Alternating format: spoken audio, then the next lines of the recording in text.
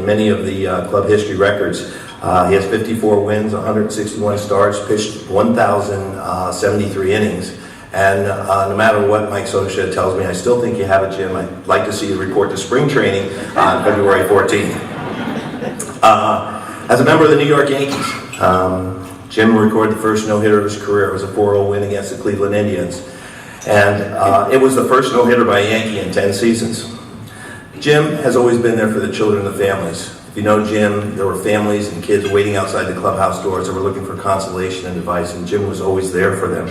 He would tell them, you know, you're not going to win all the time, but at least you have an opportunity to fight. Jim serves as a role model for children and families, a model of perseverance and determination. He encourages children not to give up, to follow their hopes and dreams. Last week, Jim was very kind to be at our stadium where we have the Bank of America Challenger event with all the kids, and he came out and pitched to the kids, and it was just an unbelievable sight to see when we had 900 kids on the field, and he was going around and speaking to them, and when they saw Jim, their eyes lit up like you never can imagine. There was someone just like him and kept telling him, you can make it, you can be whatever you want. He's been an inspiration to me, and he's an inspiration to everyone he meets. So I present Jim Abbott.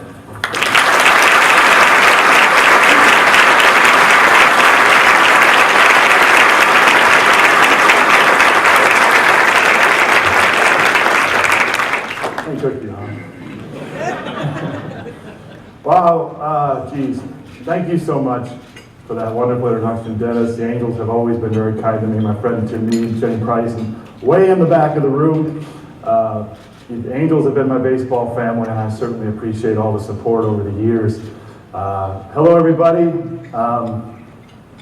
I am so honored to be asked to speak here today to Kidworks, and for a lot of reasons.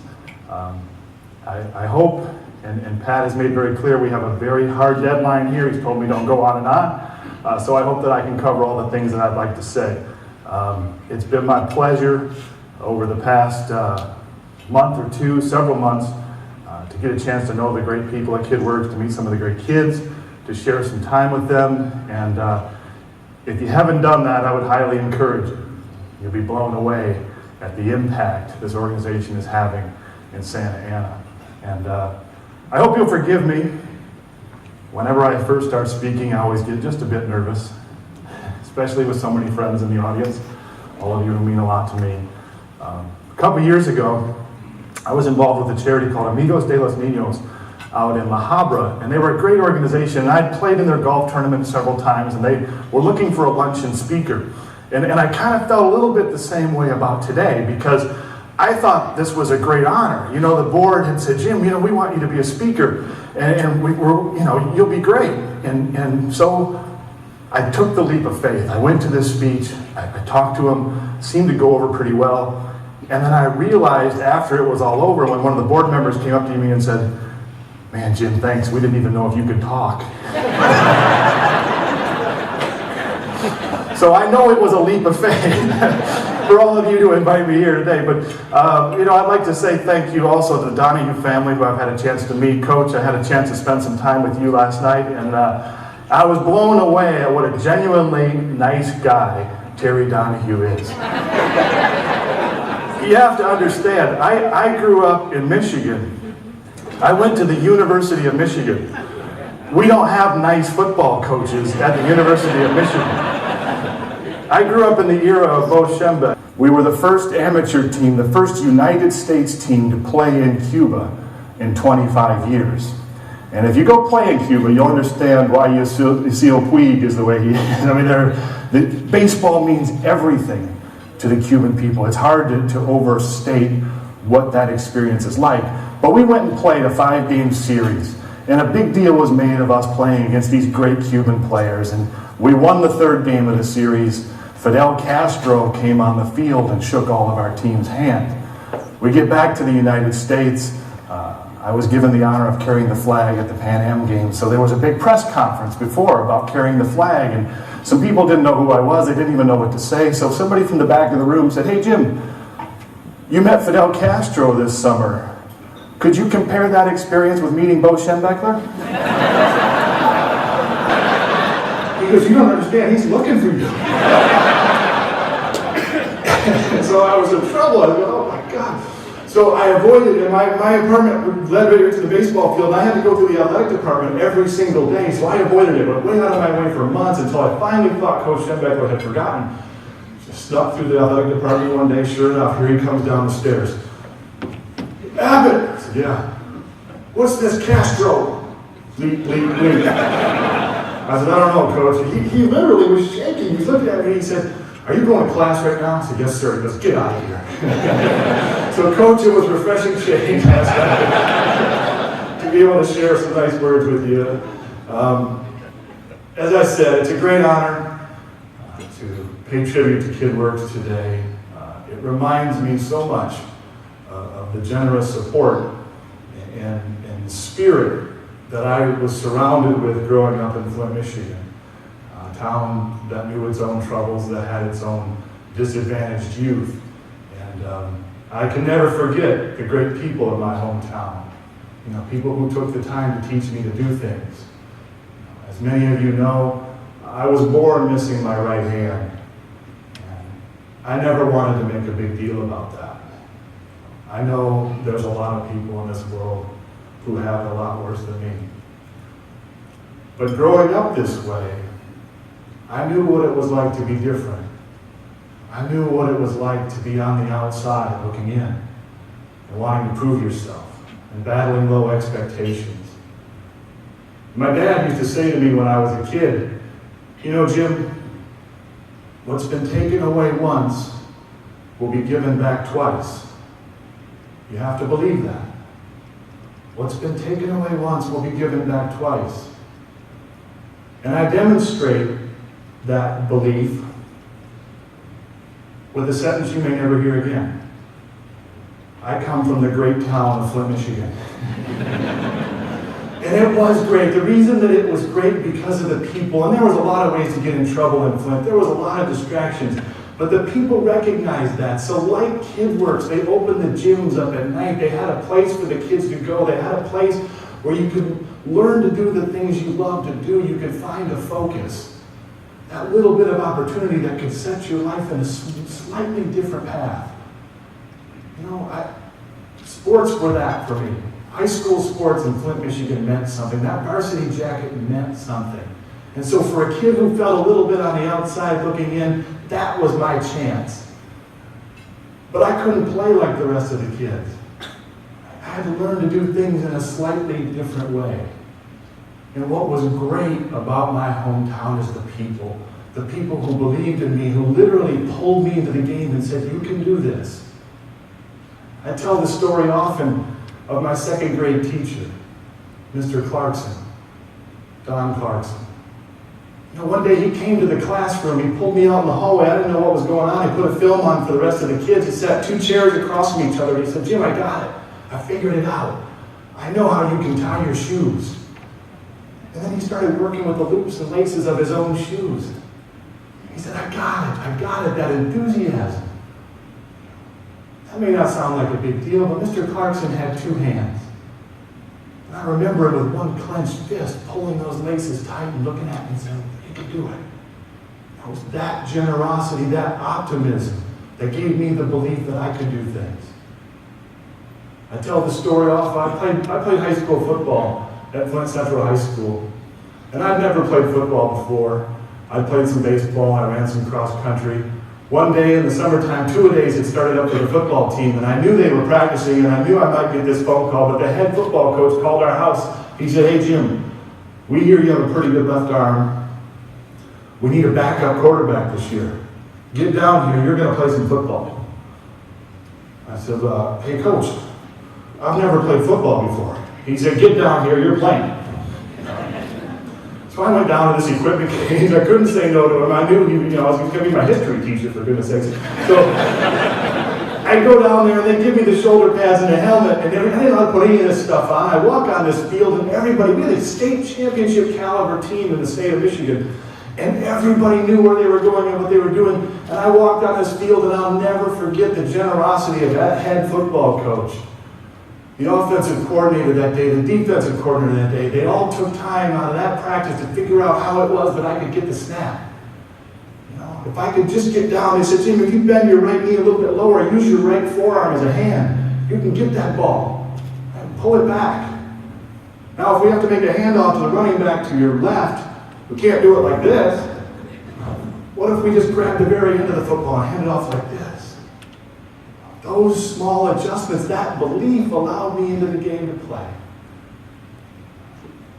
Baseball was the same way. I learned to throw and catch with my dad in the front yard. I did have a pretty good left arm. By the time I got to high school, I was throwing about 90 miles an hour. And that was pre-steroids. That was really good back then.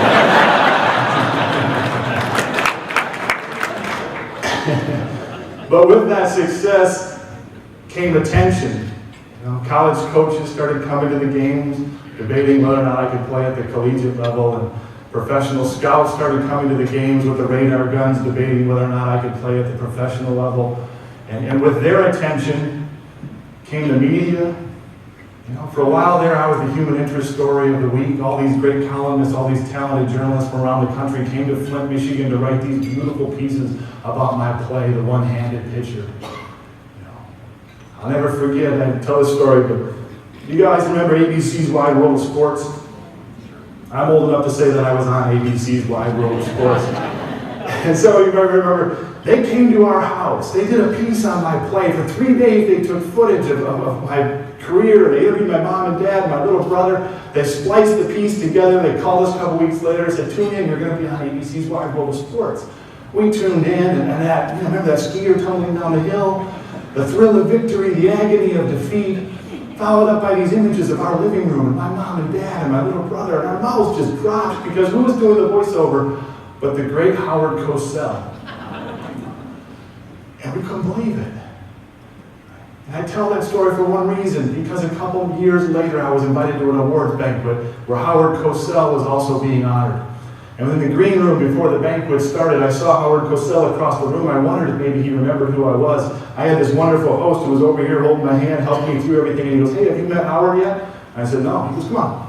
So we walked over here, and of course Howard Cosell's got a cigar in one hand, a drink in the other, talking to a bunch of people, and my host goes, Mr. Cosell, this is Jim Abbott.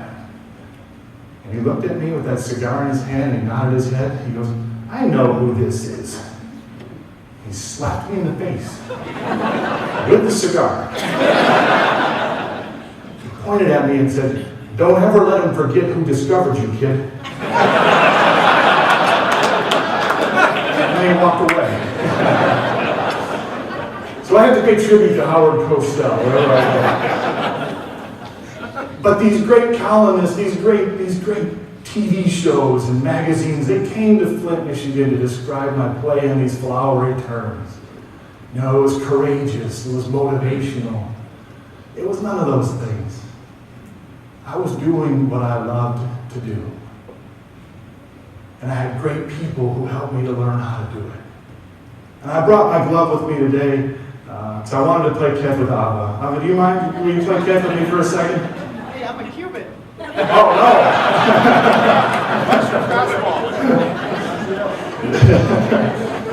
All right, beautiful. Well, thank you for all you do for Kidworks, Abba. You're a great, wonderful person.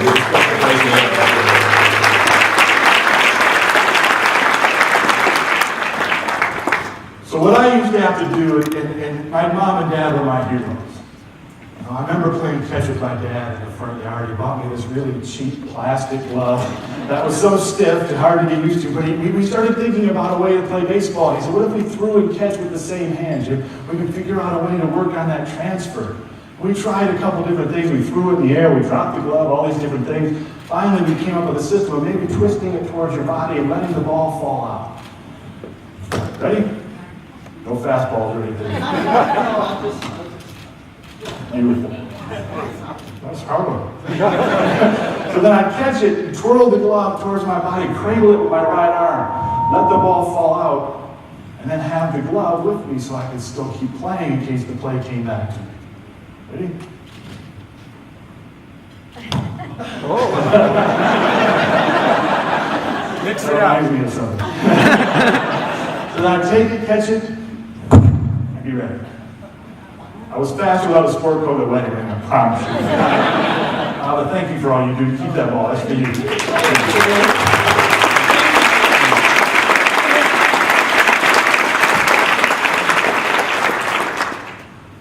The throwing that ball reminds me, I only really got hit hard one time in my career. I was pitching against the Chicago White Sox for the New York Yankees. And you ever remember Frank Thomas, the Big Hurt? He put the Big Hurt on me. I threw a fastball on the outside part of the plate, and Frank hit a line drive that I never saw until it hit me right there. Could have been worse.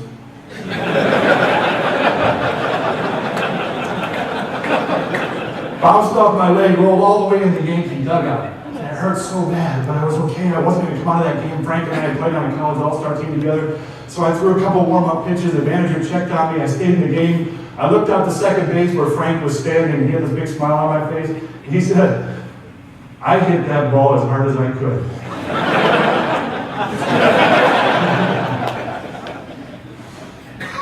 So my point is, with just the slightest of push, with just the slightest of generosity, you can change the trajectory of somebody's life. I don't know where I would be if those great people at Flint, Michigan hadn't pulled me into the game and told me that I could do it. I'd like to, Dennis mentioned another aspect of Kidworks that I was thinking about. My friend Tim Meads here from the Angels, one of the great people of my life. And you know, when I made it to the major leagues, I was a bit naive, to be honest with you. I went directly from the Olympics to the major leagues, Angel game, opening day. We were in a bench clearing brawl. Sitting there, that's a whole different story. But what happened in my career, I was a bit naive, to be honest with you. When I got to the Angels, after having that kind of success, I thought that maybe I could move past the label. You know, that maybe if I made it to the major leagues, that I wouldn't have to be known as the one-handed pitcher anymore. That maybe I could move past the label of being the one-armed pitcher. And that was a naive notion, right? Because wherever we went, in those beautiful towns, in those beautiful stadiums, Baltimore, Boston, Texas, New York, there was always another story to write. There was always another camera to talk to, another inspirational story to do. But what also started happening in my career, in those dark and dingy corridors in the stadiums that you don't always see, outside of the clubhouse door or down by the dugout, like Dennis said, families started to come. Moms and dads, little boys, little girls, facing challenges that I can't even begin to describe to you. Maybe missing a hand, maybe missing an arm. And I'd be sitting up in the clubhouse with my teammates reading a book or listening to music, maybe playing cards, and inevitably that tap on the back would come from a clubhouse official and they'd say, Jim, there's a mom and dad down there that'd like to talk to you. And so I'd head down that corridor outside the dugout. And I'll be honest with everybody, I didn't always want to go. Because I knew what was coming. I knew once again there would be a reminder of my own differences and that label that I was trying to move beyond. But once I got down there, once I saw the look in that mom and dad's eyes, and the questions they asked about my own mom and dad, I saw that little boy, maybe he had his Little League jersey on, maybe he had his glove. I saw that little girl, and maybe she didn't even like baseball at all. She just hugged her mom the whole time. I'll never forget those meetings. Those are some of the most poignant and memorable experiences of my major league career. And as they went on home and I went back up to the clubhouse, I never walked back into that clubhouse uninspired, bound and determined to make the most of this opportunity that I had. You know, to me, the great John Wooden talks about accountability, making the most of what you were given. And that's what those meetings represented to me in my career. Because those kids, they may not have liked baseball, but they liked something. And they were bound and determined. They weren't going to use the circumstances of their life as an excuse. They had already learned the lesson that people will allow that. People will forgive it. But they wanted to do more. Accountability, that obligation we all have to make the most of what we have been given. I saw the same spirit at Kidworks that day. Just give me the chance. I'll make the most of it. I had a chance also at Kidworks to go into the classroom, make a complete fool of myself. We were dancing with the kids, having a great time, and it reminded me of one last experience I'll share with you if I could. A couple years after my career was over, I finished baseball a little bit earlier than I thought I would have. I was in my early, not yet 30, I guess, 30s, and I didn't know what I was going to do with my life. I was kind of wondering what kind of job I wanted to pursue, and I think maybe I was spending a little bit too much time around the house. Found this out one day at my daughter's preschool career day when they put a list outside of the door. They said, do any of the dads have a job that the kids would like to hear about? My wife got there before I did, wrote next to my name, no.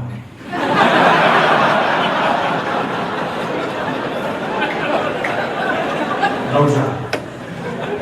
She knew that I'd see it. I think she was kind of joking. I got there, pen in hand. I said, you gotta be kidding me, and scratched that off. And so I made my appointment to go talk to the kids, right? And I was gonna share experiences from my career. I didn't know what I was gonna say, so I just wrote baseball. I wrote baseball on there. And a couple weeks later, I went to the class, I sat down, and I'm sure all of you have been through an experience much like this. The kids get in this little ball, and they're energy and hyper, and you got all the artwork on the walls, you got the teachers over here, and I had every visual aid known to man. I had my glove, hat, I had my gold medal, I had cards, gloves, I was ready for this. Right? So I'm looking at these kids, and I started on my program, I started on my talk.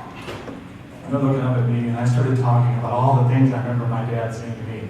I started talking about humility, sportsmanship. Their eyes glazed. Sure enough, in the middle of my talk, a hand goes in the air. Yes? Do you have a dog? Yeah, a dog? What are you talking about? Talking about baseball. Okay. Bring things back in line here. I feel like I'm doing really well. And another little girl raised her hand. I said, yes? She said, do you drive a limo? A limo? I don't know if you heard about baseball players, but I don't drive a limo.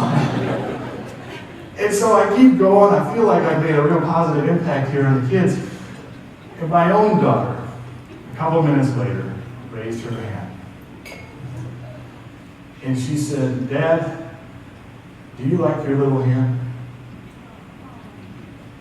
I said, what? She said, Dad, do you like your little hand? And that question caught me off track, to be honest with you. I always wondered how my kids would look at me in those situations, surrounded by their friends, in that type of environment. But I don't know where she came up with that. You know? We never called it my little hand at home. And in my whole life, I'd never thought a whole lot about liking it. But I wanted to say something cool. You know, I wanted to say something. And so I said, you know what, honey? I do like my little hand. I haven't always liked it. It hasn't always been easy. But you know what?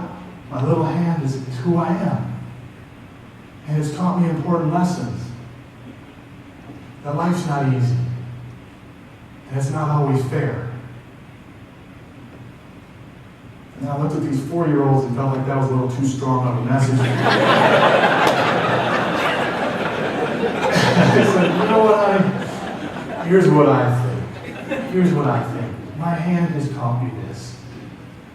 If you can find your own way of doing things, if you can make the most of what you've been given, and you've been given an awful lot, no matter where you go in this world, you can believe in yourself and what you can do. Nothing is going to stop you. nothing can stop you. If I could leave you all today with that same simple message. As we leave these doors, as we walk back out into the real world, challenge will come. We know that. It doesn't have to hold you back. If you can find what it is that you love to do, make a difference. Find a new and different way of doing things. No matter where you go in this world, believe in who you are and what you can do. Nothing can stop you. Nothing can stop you. Thank you all so much for the chance to speak.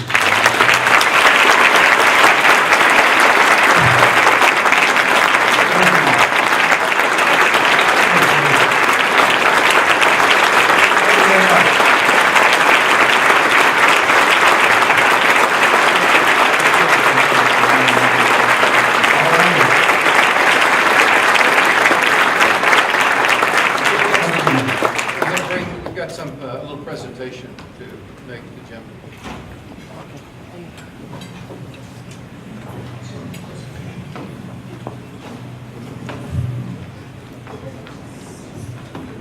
All right, well, thank you very much. What's your name? Marcos. Marcos? Congratulations. Thank you very much.